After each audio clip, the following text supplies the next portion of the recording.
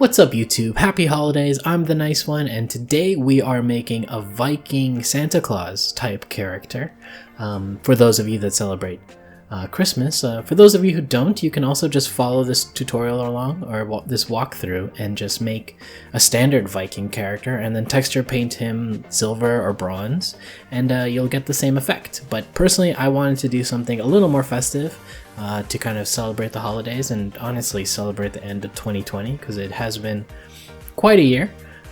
So we got this warrior Santa Claus, and yeah, it's another time-lapse video, but I'm just gonna talk over my process so that you can see what I'm doing. Hopefully I didn't want to make it too long, so hopefully it's short enough that you can follow along, but not too fast that you can't see what I'm doing. I'll try my best to kind of call out any shortcuts I was doing as I kind of go through this, and yeah, we'll go from there. Okay, so let's get started. So, starting off with that base model that we had made in the previous video. If you haven't seen it, I'll leave a link down below. I'll make a basic plane, reduce the subdivision surfaces by 1 so that we have one single face, and then put a edge loop using a Control E or Control E down the center so that my line of symmetry is maintained. I'll turn on mirror modifier and then start extruding around the chest so that I make a bit of a vest type thing, which is what you see me doing now. And so I'll extrude it down, and then at the back I'll connect the planes using the bridge tool so that it kind of fits together like a vest, like I mentioned. And then I'll just do a little bit of tweaking there so that it fits our base model a little more appropriately. Now I'm just going to extrude down here and then make sure that my edge loops are lining up on both the front and back, because I'll again use the bridge tool to kind of connect it to make this, to finish off this vest as a proper like piece that you would pull over yourself. Now what I'm doing is just doing a couple, again, just tweaking it, things here and there. I'm not really working from any kind of concept art, so I'm just kind of making this up as I go along. But I always recommend trying to do that if you have some. If you're good at art, if you're good at drawing, maybe draw something up, both a front and side view, and then work from there. But anyway, you see me here using the vertices and just kind of making things a little more, tweaking it as I want, and then also making kind of like a neck guard here. Again, our inspiration is kind of like a Viking warrior, so I was imagining a lot of like plate metal armor, and a little more buff and kind of more menacing, maybe some fur padding.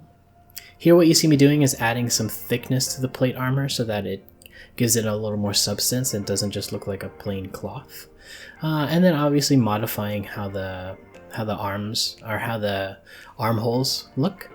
This is where mirror modifier really comes in helpful, because again, I say this every time, but basically you cut your work in half. Now to really make these edges look a lot sharper and look more like actual plate armor, I'm beveling the edges where I want kind of a crease to be. And so I'll use, I'll go space, edit mesh, bevel, and then I'll put the factor to about 0.1 and then the edges to 2 so that there's an edge loop between the factored edge loop, between the factored bevel. And that's sort of what you see me doing here. These kind of bevels really make a smooth preview that looks too organic and soft look really sharp, because like it makes metal look like it has sharp edges and that's what metal makes it look as is, right? Like a hard surface. If you're going for the polygon look, you don't necessarily need the low poly look. You don't necessarily need to use the smooth preview, and then most of the time it'll have that sharp edges because it's a low poly feel. Anyway, here what I'm doing now is making the pauldrons, so I will obviously put a face at the shoulder and then just start molding around the shoulder how I want the pauldron to kind of fit that piece of the body, and then extrude down to kind of give it a little more depth and a little bit longer, and then I'll probably add a extrusion here to kind of add another kind of neck guard kind of thing. That's typically what you see in armor, and I thought it looks pretty cool. But yeah, we got this basic pauldron here. Now again, I'm adding thickness. What appeared there was that one of the vertices kind of popped out unnecessarily, so you could redo it, or I'm just kind of tweaking it back to the right position here. And now again, I'm doing what I said earlier, and I'm doing the bevels to make the edges look a lot sharper when I'm doing the smooth preview.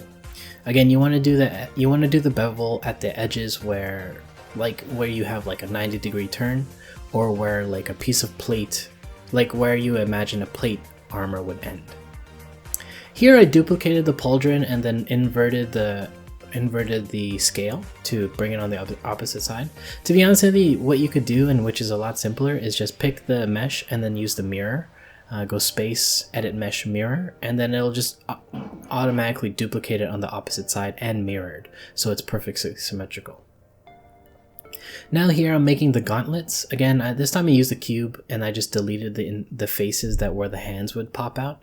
And I'm just modeling it around the arms so that it looks a little more, so that it fits, again, kind of like a glove. No pun intended. But yeah, I'm just trying to get it to a place that I like, to be honest with you. Again, tweaking it how I want. Not necessarily working from any concept art again. Again, adding that thickness. I really like adding thickness when it comes to metal armor because it gives it that weight. And then I differentiate between metal and cloth by the amount of thickness I apply. And I think that helps kind of convey the idea that what they're wearing is armor, especially when you're doing hand-painted textures. Here I'm just adding some trim around the armor. Again, it adds detail and it really makes it look like it's a piece of metal. Again, doing the scale, duplicating scale inverse. But here, again, I would highly recommend just doing mesh mirror, and that way you can, it'll be perfectly symmetrical. And so the reason I want it perfectly symmetrical is that it makes it a lot simpler to paint later. Now what I'm doing is, I imagine Vikings and Santa Claus in this case would need a lot of insulation. So what I'm trying to make is a little bit of like a kind of modeled fur, just kind of like sharp fur strings or like hair strands, which I'm going to put along the pauldrons and maybe a couple of other places. Now in Maya, when you duplicate a piece and then slightly position it and in a way that it looks like it would kind of form a ring, Maya will automatically start forming that ring for you. So that's what you see here. And that's where it's super useful. But in my case, since it wasn't making a perfect ring, I needed to position and modify a little bit here and there, just so that it looked like it fit the pauldron a little more accurately. And yeah, there you go. So now I'm just scaling it. I merged it. I might make a couple of layers this time to kind of make it look a little more substantial. So that's not just one layer of fur kind of jutting out. But yeah, I thought that looked really cool and I thought it was a nice detail. There you go. So you can just easily just use the mirror feature and then it'll duplicate on the opposite side based on where your anchor point is, and it'll be a perfect mirror. So just remember that for next time. Now I'm just adding more fur using the same assets we made for the shoulders to around the arms. Again, it's really cold in the North Pole, at least in my imagination, so I wanted to add that detail. And whenever you look at kind of Santa Claus artwork, he's always got like fur around his like fur collars and stuff. So I didn't want to really lose that effect. Here we go. So I think I'm okay with how the upper body looks here now. So I'm just going to keep going, and I believe what I'm going to make now is the lower portion, obviously. And so what I'm going to start with is the plane. Again, rotate it 90 degrees on the x-axis, bring it to the front, reduce the subdivisions to 1 so it's a single plane, and then add an edge loop down the middle so that I have my, so I still have my symmetry. And now I'm just kind of forming a skirt around the bottom, keeping track of where my 2 front edge loops are, because I need to make sure I kind of mimic that at the back, because what I'm going to do is I'm going to bridge the 2 edge loops so that it makes a bit of a diaper. There you go. And now once I have the diaper and where the leg holes are, we can just extrude out those leg holes and make actual kind of pants. And yeah, that's what I'm kind of doing here. Maybe doing a couple of tweaks, but basically pulling out the pants and then scaling it so that it fits the leg a bit more accurately, scaling it along the y-axis so it's flat, and then just kind of fixing up the pants a little bit by using the target weld tool, so that it doesn't look too weird when you smooth preview finish it. And obviously circling it out so it's not too, it looks a little more cloth-like. There you go. I'm pretty happy with how these pants are looking. I believe I'm just going to add a little more detail here because I know I'm going to kind of want to stick them into boots, so they need to bulge out a little bit here and there. And yeah, just doing some quick adjustments. Here I believe now I'm making the boots. So instead of starting with a plane, I just started with a cube, so that's a little simpler. I added a couple of edge loops around, and now I'm just going to start making the basic shape. As always, start with a rough shape first and then add detail later as you proceed. That's personally my best approach. I find it not less of a headache, but I find myself being able to be more forgiving of mistakes or things that I don't quite like because I didn't spend too much time trying to make it perfect on the first go. And there you go. Now I'm just kind of making the boot. That looks quite nice. And yeah, once I'm just gonna keep tweaking it a little bit, get it to a point that I like the boot. Again, I'm gonna smooth feature it later, which is why I'm working a lot in the geometry base polys first. But yeah, I think I like how the boot looked here at this point, and now I'm just gonna bevel here and there to make it look a little sharper, a little less just basically a little more polished. I like to add the bevel a lot, to be honest with you, to really add detail to a otherwise smoothed mesh. It really helps in my opinion. And so that's what you see me doing here. I think I bump into a couple of problems where like it's Maya didn't really know how to properly bevel everything, but by the end of it I think I was okay. Now I'm just gonna add some knee guards, as a typical Viking Santa would need when he's climbing down the chimney, or if you're making a Viking warrior when he's out protecting his village. Yeah, just applying some thickness, just a basic plane, similar to how we made the Pauldron. It's pretty much the exact same. And now I'm just gonna add some thickness and some trim, a couple more details and stuff like that, maybe like a piece of leather band that wraps around the knee guard so that it looks a little more appropriate. Here actually I'm making a belt, like the iconic Santa Claus big black belt with the gold buckle. Yeah, just kind of doing that, wrapping it around the character, using the bridge tool to finish, and then smooth preview, and then extruding out once I'm done with how the plane fits. And then I can duplicate this asset and use it again around the knees and any other place that looks like it might need some sort of a clasp feature. But yeah, so there we go. Now we got a nice belt, a nice boot, and this is where we use the mirror modifier feature to duplicate perfectly on the opposite side in a perfect symmetry. Again, I'd recommend that over duplicating and then inversing the scale. Sometimes you end up getting faces that are inverted, and it's never fun for texture painting. Anyway, so we'll continue here. Now I'm just going to make a quick belt buckle. Just at this point, we have our basic model that I was quite happy with at this point. So really it's just a matter of adding a few more details. Stuff like the buckles, maybe some pouches to represent where his treasure and his kind of presence would be. But yeah. That's kind of what I'm going to go through now. After this, I believe what I start building is actually the helmet, if I'm not mistaken. Actually, with this belt buckle, I didn't need to smooth preview it because I was quite happy with how the geometry looked. So that way I was saving, I got to save a little bit in terms of how many faces or how many polys were used in this mesh. Sometimes you want to try and keep it, not minimum, but you want to try and keep it down if you can. Yeah, so once I'm happy with the belt, I believe I go ahead and start making the helmet. Similar to how we made any other piece of clothing, I'll start with a flat plane, smooth edge loop down the center to remember where my symmetry is, and then just start modeling it or extruding out a basic shape around the forehead that I'll use as the starting point. Kind of like a crown, start with a crown and mold it around the top of the head. And just get it to a point where it basically sits on the head, maybe do a couple of tweaks here and there just to make it look a little more appropriate. That's what you see me doing here, just kind of fitting the crown a little more accurately.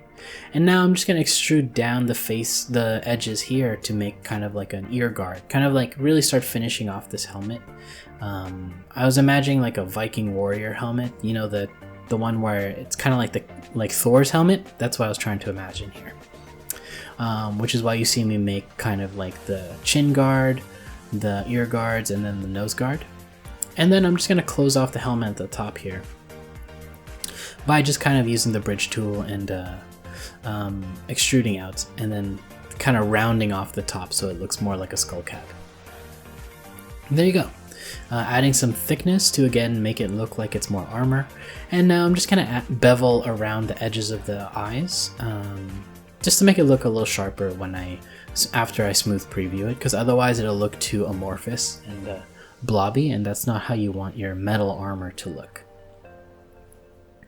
Anyway, we'll continue beveling here and there. Really, the beveling part I feel it's very necessary, but it's a little time consuming just because it's just a lot of repetitive repeating the same task, but just at different positions so that it looks a little more appropriate.